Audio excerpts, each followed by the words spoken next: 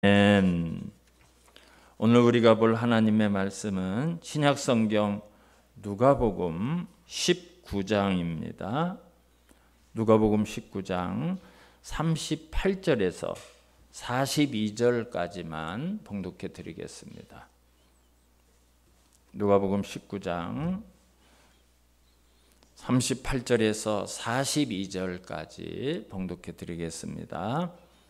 이르되 찬송하리로다 주의 이름으로 오시는 왕이요 하늘에는 평하여 가장 높은 곳에는 영광이로다 하니 무리 중 어떤 바리새인들이 말하되 선생이여 당신의 제자들을 책망하소서 하거늘 대답하여 이르시되 내가 너희에게 말하노니 만일 이 사람들이 침묵하면 돌들이 소리 지르리라 하시니라. 가까이 오사 성을 보시고 우시며 이르시되 너도 오늘 평화에 관한 일을 알았더라면 좋을 뻔 하였거니와 지금 내 눈에 숨겨졌도다. 아멘. 할렐루야. 사랑하는 성도 여러분, 오늘은 우리 한국교회가 고난주일로 지키기도 하고 또 종려주일로 지키기도 합니다. 같은 뜻이에요. 광고 시간에 말씀을 드렸지만 고난주일이라고 하는 이유는 이제 예수님께서 이번 주 금요일에 십자가에 못 박히십니다. 그래서 예수님이 고난을 당한 주간이라 해서 고난주간이라고 하고요. 종려주일이라고 하는 이유는 이제 예수님이 오늘 예루살렘에 들어가셔요. 예루살렘에 들어가시는데 많은 백성들이 예루살렘에 예수님이 들어오시는 소문을 듣고 달려나와서 이제 종려나무 가지를 흔들면서 자기의 겉옷을 벗어서 예수님이 가신 길에 깔면서 호산나 찬송하리로다 주의 이름으로 오시는 왕이여 이렇게 환영하는 그런 일이 있었기 때문에 종려주일이라고 부릅니다. 이제 유대인들의 그 전통을 보면 왕이라든지 또는 아주 귀한 존귀한 그런 분들이 오면 자기의 옷을 깔아서 그 가는 길을 평탄케 하고 종려나무 가지 기쁨을 상징하고 축복을 상징하는 종려나무 가지를 흔들면서 환영하는 그런 전통이 있기 때문에 그런 일이 있었습니다. 지금은 유대인의 명절, 유대인의 명절 가운데 가장 큰 유월절을 맞이하기 위해서 그 유월절을 지키기 위해서 예수님도 예루살렘으로 들어오시고 전 세계 각국에 있는 모든 유대인 성인 남자들이 예루살렘 성전에서 유월절을 지키기 위해서 들어옵니다. 그럼 왜 유월절은 이렇게 다 모든 사람들이 모여서 유월절 명절을 지켜야 되는가? 유월절이라는 것은 이스라엘 백성들이 애굽의 종살이를 하다가 이제 모세의 인도함을 받아서 출애굽을 하게 되죠. 그때 겪었던 일 가운데 하나가 이제 유월절입니다. 모세를 하나님이 부르셔서 바로에 가서 내 백성을 내보내라고 요청해라. 그런 말씀을 듣고 모세가 바로 왕을 찾아가요. 여호와 하나님께서 내 백성을 보내라 했다. 우리 이스라엘 백성을 내보내라. 그랬더니 예 하고 바로가 대답할까요? 비웃죠. 비웃어요. 야, 여호와가 누구이기에 내가 이스라엘을 보내? 여호와가 누구야? 나는 여호와도 알지 못하고 이스라엘을 보내지 아니하리라. 사실 그것이 당연하지 않겠습니까? 하나님을 알지도 못하는 바로 왕이 하나님의 말씀을 들을 리가 없죠. 그래서 이제 바로와 하나님이 대결이 벌어져요. 하나님이 10가지 재앙을 애굽에 내리게 됩니다. 근데 마지막 10번째 재앙은 정말 끔찍한 재앙이에요. 애굽의 모든 장자들, 심지어 가축의 첫째 태생까지도 모조리 심판하는 그런 하나님의 마지막 재앙이 애굽에 내리게 돼요. 그런데 하나님께서 이스라엘 백성들을 살릴 방편을 말씀해 주셔요. 어린 양을 잡아라. 어린 양을 잡아서 그 문 기둥과 그 그 문지방, 문턱에 그 어린 양의 피를 바르면 내가 전 애굽을 심판하고 재앙으로 휩쓸어 버릴 때 너희들에게는 그 재앙이 넘어가도록 하겠다 그래요.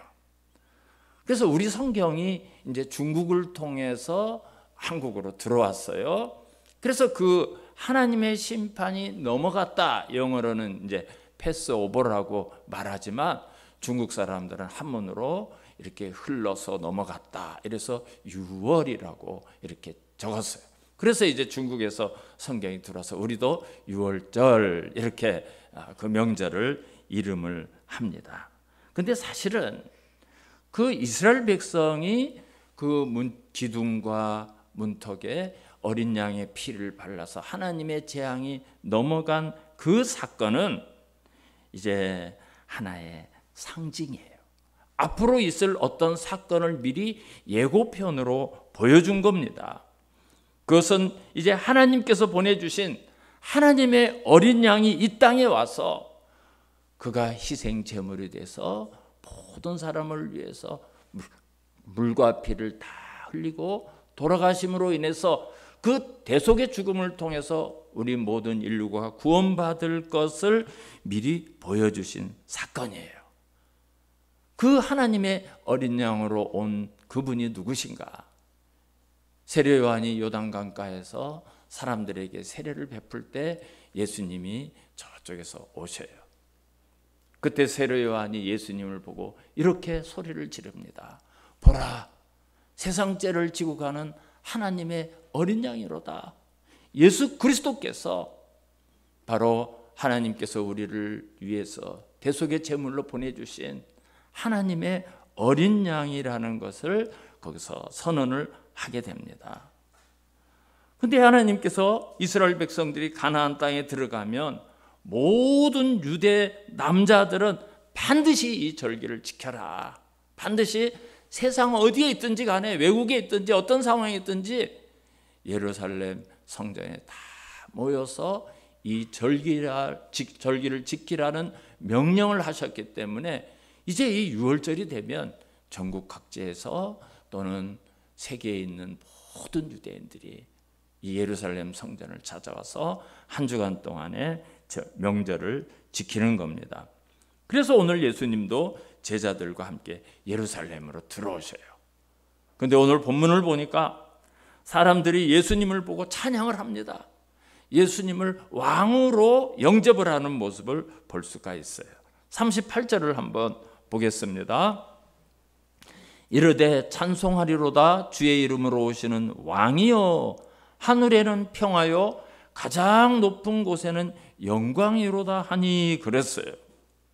두 가지로 지금 예수님을 찬양하고 있는데요. 첫째는 주의 이름으로 오시는 왕이여 그랬어요. 그리고 두 번째로는 하늘에는 평화요 가장 높은 곳에는 영광이로다 그랬습니다. 여러분, 지금 백성들이 예수님을 보고 주의 이름으로 오시는 왕이여 라고 찬양을 했는데 이것은 무슨 뜻인가 하면 예수님을 그리스도로 메시아로 오시는 왕 되신 분이다, 이렇게 지금 찬양을 하는 거예요.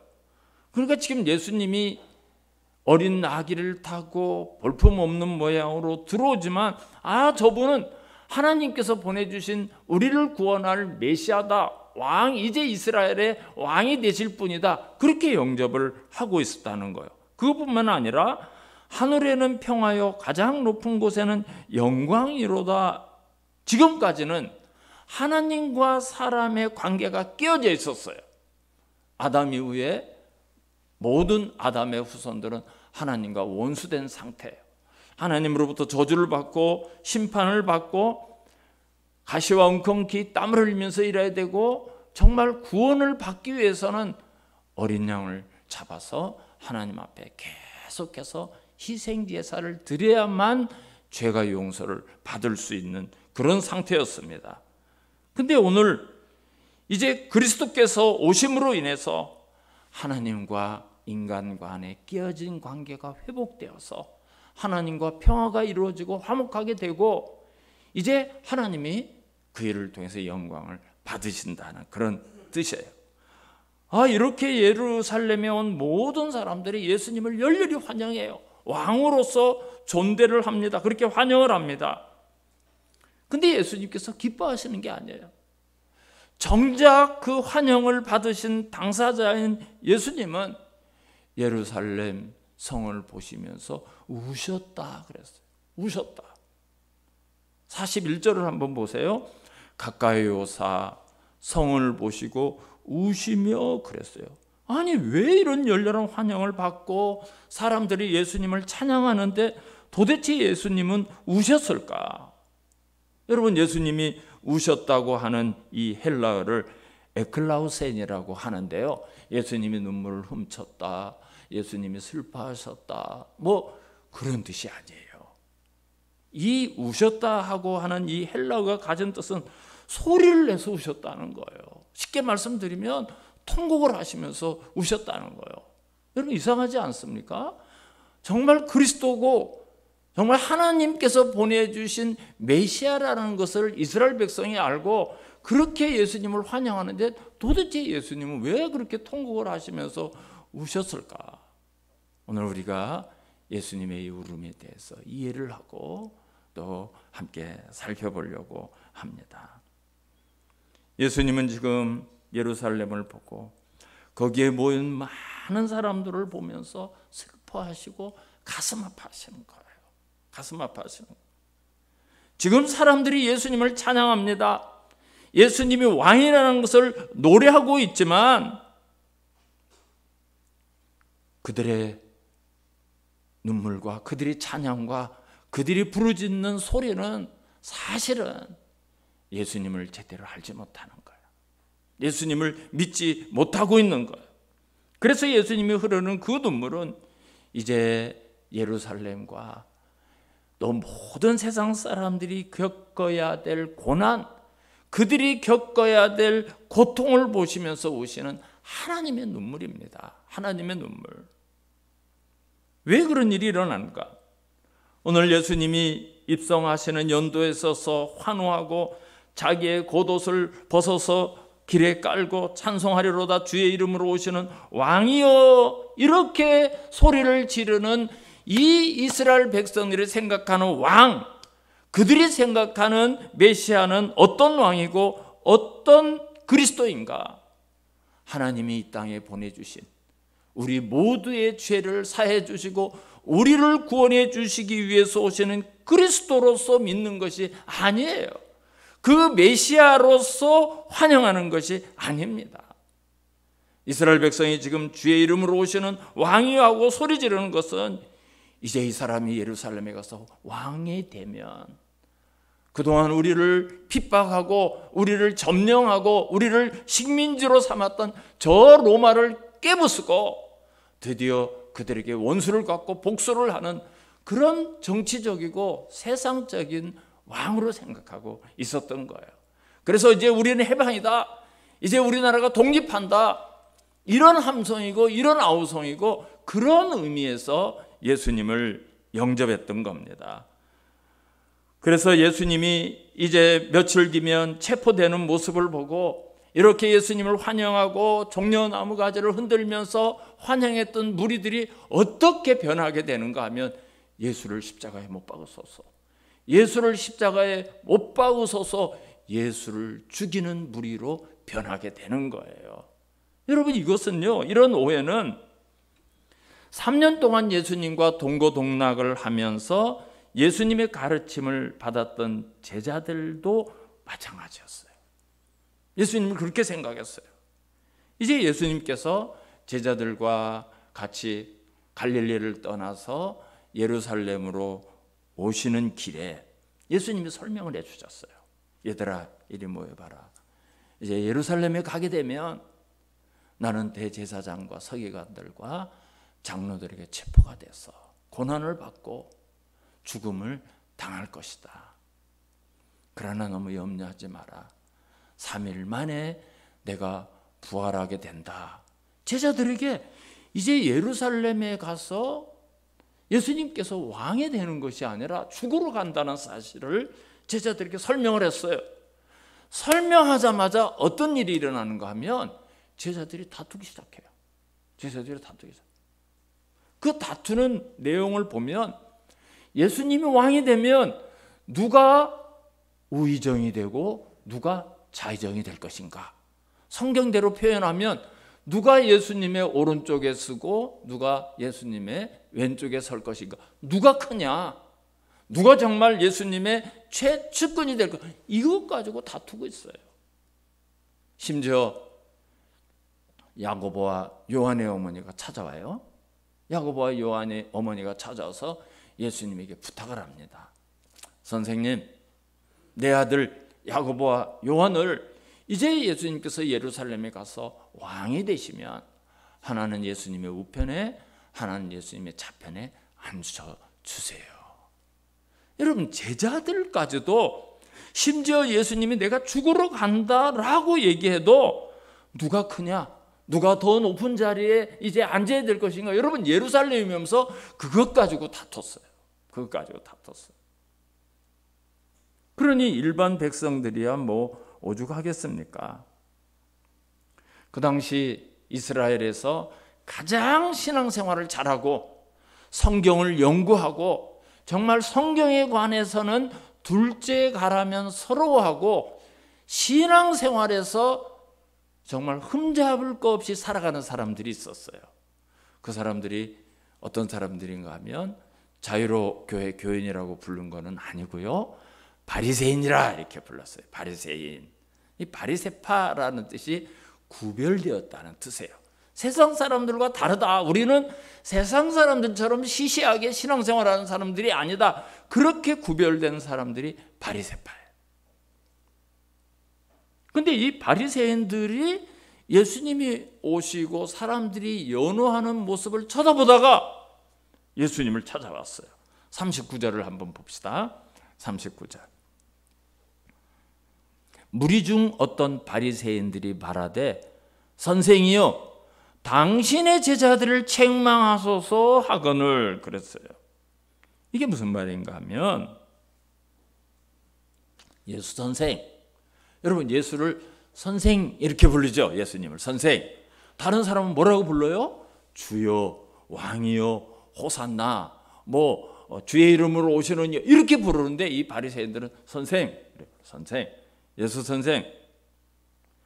지금 당신을 이 사람들이 호산나 하지 않나, 주의 이름으로 오시는 왕이여 하지 않나, 여러분 이렇게 외치고 있는데 당신 가만히 있으면 지금 제정신이요? 당신 제자들을 보내서 사람들을 진정시키고 아니라고 말해야 될 거 아닙니까? 바리새인들이 그렇게 이야기했어요. 호산나, 사람들이 호산나 이렇게 하는데요, 호산나라는 말의 뜻은 지금 우리를 구원하소서 이런 뜻이에요. 지금 백성들이 호산나, 지금 우리를 구원하소서 하니 당신이 구원자요? 당신이 우리를 해방시킬 수 있어? 말도 안 되지 않소. 당신 제자들을 보내서 이 백성들을 진정시키고 이거를 멈추게 해야지. 이거를 가만히 보고 있으면 되겠습니까? 막 이렇게 예수님께 항의를 하는 거예요. 여러분 이게 이상한 게 아니에요. 여러분 이게 전혀 이상하지 않습니다. 이미 성경에는 많은 선지자들의 예언을 통해서 이제 그리스도께서 이 땅에 오시게 되면 이 세상 사람들이 열렬히 주님을 영접하고 그분을 믿고 구원받을 것이 아니라 그분을 배척하고 그분을 알지 못하고 그분을 믿지 못할 것이라고 예언이 되어 있어요. 다 예언이 되어 있어요. 이스라엘 백성들이 안 믿는 이유가 있습니다. 그들은 성경을 하나님이 말씀하신 대로 믿기보다는 자기들의 생각, 자기들이 사상대로 이해하고 믿기를 원했어요. 여러분 오늘날 그리스도인 가운데도 그런 분들이 있어요. 많은 성경 가운데 패스. 내가 믿기 싫고 내가 좀 마음에 안 드는 건 패스해. 그리고 내 마음에 드는 것만 딱 붙들고 거기에다가 내 생각을 막 혼합시키고 그렇게 신앙생활하는 분들이 많아요. 내 사상에 들어가고 내 생활 철학에 들어가고 내 주관에 들어가서 성경을 붙들고 그걸 잘 믿는다고 생각하는 분들이 있어요. 여러분, 성경을 그렇게 보고 그렇게 믿으면 안 돼요. 성경은 우리에게 성경을 통해서 하나님께서 말씀하시고자 하는 것을 한마디로 딱 찍어서 말하라면 모든 성경 66권이 강조하고 해설하고 우리에게 가르치는 한 방향이 있는데 그것은 예수 그리스도입니다. 예수 그리스도가 우리에겐 필요하고 그분만이 우리의 구원자가 된다는 것을 창세기부터 요한계시록까지 성경 66권이 말하는 거예요. 그래서 예수님이 이 땅에 오셔서 하나님만 하실 수 있는 일을 하셨어요. 하나님만 말할 수 있는 말씀을 하셨어요. 그래도요, 그런 그리스도를 안 믿어요. 다 자기들이 이제 우리를 로마로부터 해방하는 것이 구원이야, 이런 믿음이 있었기 때문에 구원자 메시아 그리스도는 우리를 독립시키는 사람, 자기들 생각대로 그렇게 생각하고 있었어요. 제일 첫 번째 성경인 창세기 3장 15절을 보면 하나님의 구원자는 여자의 후손으로 온다고 하나님께서 말씀하셔요. 여자의 후손으로 오셔요. 그건 여자의 몸을 통해서 그리스도가 이 땅에 오신다는 거예요. 정말 그 말씀대로 예수님이 어떻게 오셨죠? 마리아의 몸을 통해서 이 땅에 동정녀 탄생을 하셨어요. 성경의 제일 마지막인 요한계시록을 보면 아멘 주 예수여 오시옵소서, 그 그리스도가 다시 재림의 주로 올 것을 모든 사람들이 기다리고 사모하고 또 그런 믿음을 갖고 살 것을 말씀하고 있습니다. 그런데 예수님께서 그 예언대로 이 땅에 왔지만 어떻게 여자의 몸을 통해서 그리스도가 올 수 있는가? 어떻게 사람의 몸을 통해서 그리스도가 올 수 있는가? 자기들의 생각과 달라 안 믿어요. 적어도 이스라엘 백성들이 생각하는 메시아는 정말 하늘의 천군 천사와 함께 막 영광 가운데 번개가 치고 구름을 타고 모든 사람이 바라보는 가운데 그렇게 와야, 어떤 권세, 어떤 힘, 권력, 그걸 가지고 와야 그게 바로 그리스도고 그게 바로 우리를 구원할 메시아라고 생각을 하고 있었기 때문에 그런 갈릴리 나사렛에서 온 예수를 믿지 않습니다. 요한복음 1장을 보면 빌립이 예수님을 만나요. 이거는 우리가 기다리던 그리스도가 틀림없다. 막 달려가는데 나다나엘을 만납니다. 나다나엘, 모세가 율법에 기록하고 여러 선지자들이 기록한 그리스도, 그분을 내가 만났어. 요셉의 아들 나사렛 예수야. 이랬더니 나다나엘이 화를 버럭 내요. 갈릴리에서 무슨 선한 것이 날 수 있단 말이냐? 어떻게 나사렛에서 선한 것이 날 수 있단 말이야? 화를 버럭 내요. 그러니까 유대인들은 아니 우리를 구원하시기 위해서 오는 그리스도라면 적어도 예루살렘에서 왕으로 태어나시든지 뭔가 빛과 번쩍하고 뭔가 전설이 담긴 어떤 설화가 담긴 특별한 어떤 그런 상황 가운데 오셔야 될 거 아니냐, 그렇게 생각을 했던 거예요.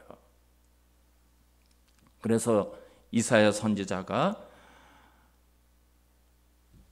이사야서 53장 1절을 보면 우리가 전한 것을 누가 믿었느냐 이렇게 예언을 합니다.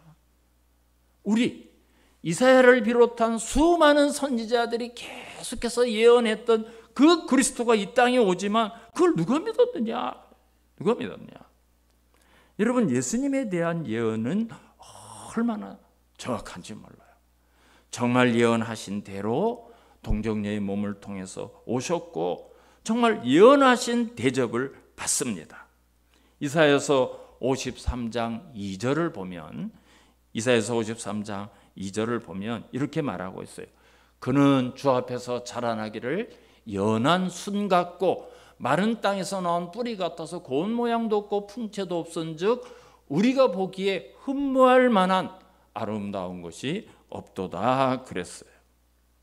여러분, 여기 연한 순이라는 것이 뭔가 하면 뭐 이렇게 새싹처럼 솟아나온 순, 그걸 얘기하는 게 아니에요. 연한 순이라는 것은 나무 뿌리가 있으면 생뚱맞게 저쪽 뿌리에서 어떤 가지 같은 거, 줄기 같은 게 이렇게 하나 나오는 게 있죠. 정말 쓸모도 없어. 그럼 그걸 사람들이 잘라내요. 그걸 봐라, 얘라는 거예요. 사람들이 그렇게 예수님을 취급한다는 거예요. 마른 땅에서 나온 뿌리, 이 뿌리라는 것은 마른 땅에서 나온 가지, 마른 땅에서 나온 싹, 뭐 이렇게도 해석할 수가 있는데, 여러분, 마른 땅에서 뭐가 이렇게 나오면 그게 삽니까? 그건 햇빛 비치면 죽어요. 시들어 죽어요. 죽는 거예요. 필요가 없는 거예요. 그렇게 취급한다는 거예요. 그래서 이사야 선지자가 뭐랬습니까? 고운 모양도 없고 풍채도 없은즉 우리의 보기에 흠모할 만한 아름다운 것이 없도다 그랬어요. 적어도 하나님이 보내주신 메시아라면 뭐 태어나는 모습이 다르다든지 어떤 풍채가 위험이 있다든지 뭔가 좀 달라는 그런 모습이, 특별한 게 있어야 된다는 것이 우리의 사고방식이에요. 여러분, 그래서 역사 가운데 위대한 사람들, 왕들을 보면 다 전설이 있어요. 다 전설. 그죠? 거기 어떤 특별한 이야기들이 다 따라오죠. 우리 삼국시대의 왕들을 보면 다 전설이 있어요. 박혁거세를 보면 사람이 난 게 아니래요. 사람이 난 게 아니에요. 알이 있는데 그 알에서 태어났는데 그 알이 박처럼 생겨서 성이 박씨고 막 빛나는 사람이 되라 해서 박혁거세가 되었다. 우리 조상이 그런 사람이에요. 우리 조상이 그런 설화를 가지고 있어요. 알렉산더 대왕은 자기 아버지가 제우스 신이래요. 제우스 신. 제우스 신과 여자를 통해서 태어나는 게 자기래요. 뭐 이런 식으로 어떤 위인들이나 어떤 위대한 왕들은 다 그런 특별한 이야기가 있어요.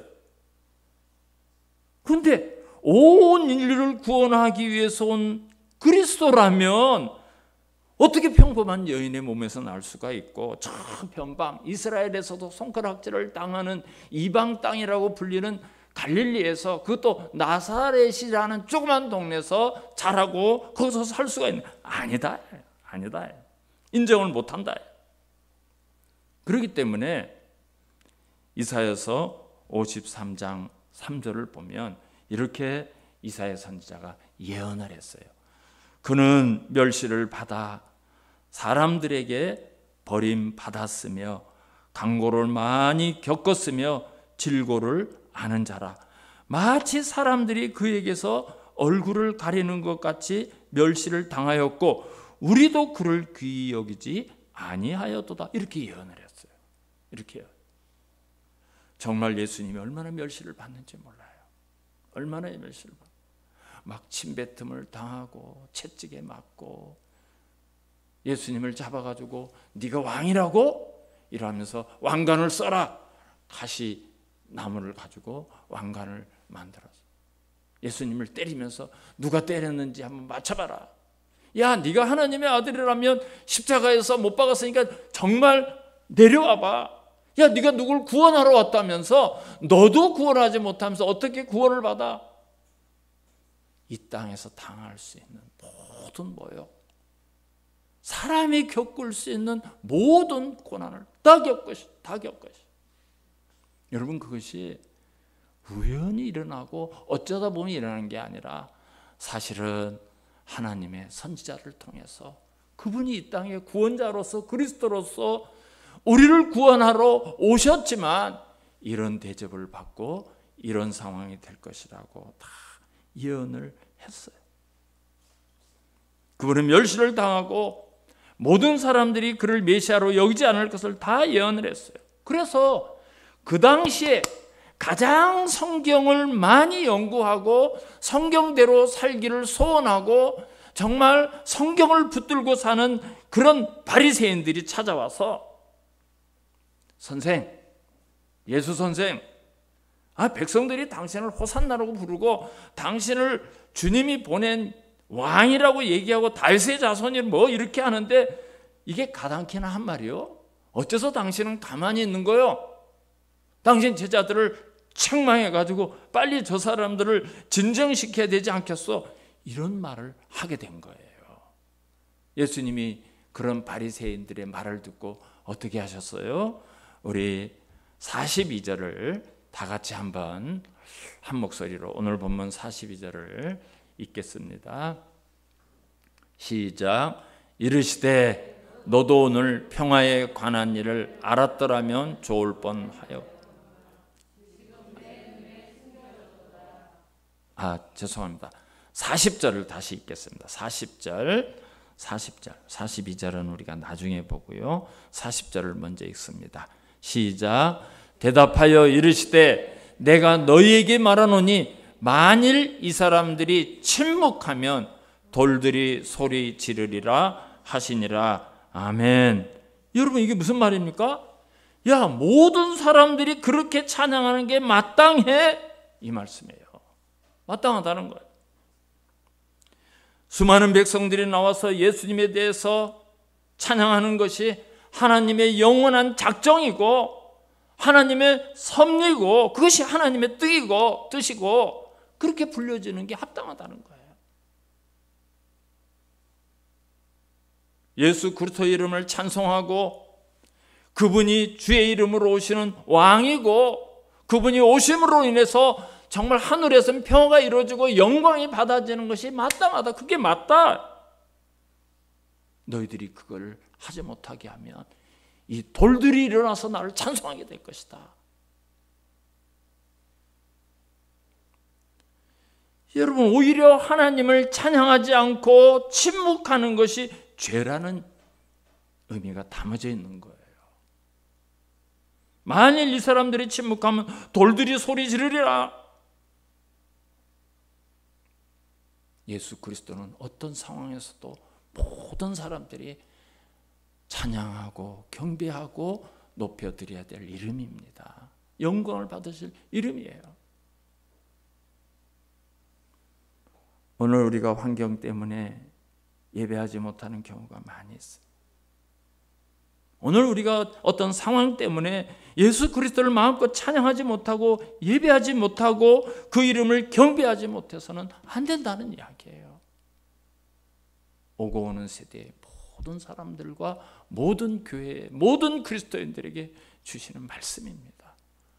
우리가 하나님을 찬양하지 못하고 우리가 예수 그리스도의 이름을 경배하지 못하면 돌들이 소리 질러요. 돌들이. 그렇게 하는 것이 마땅하다는 거예요. 오늘 그리스도인들이 어떤 물리적인 위협, 고난 앞에서도 우리를 위해서 하늘 영광을 보르시고 그분이 무슨 죄가 있다고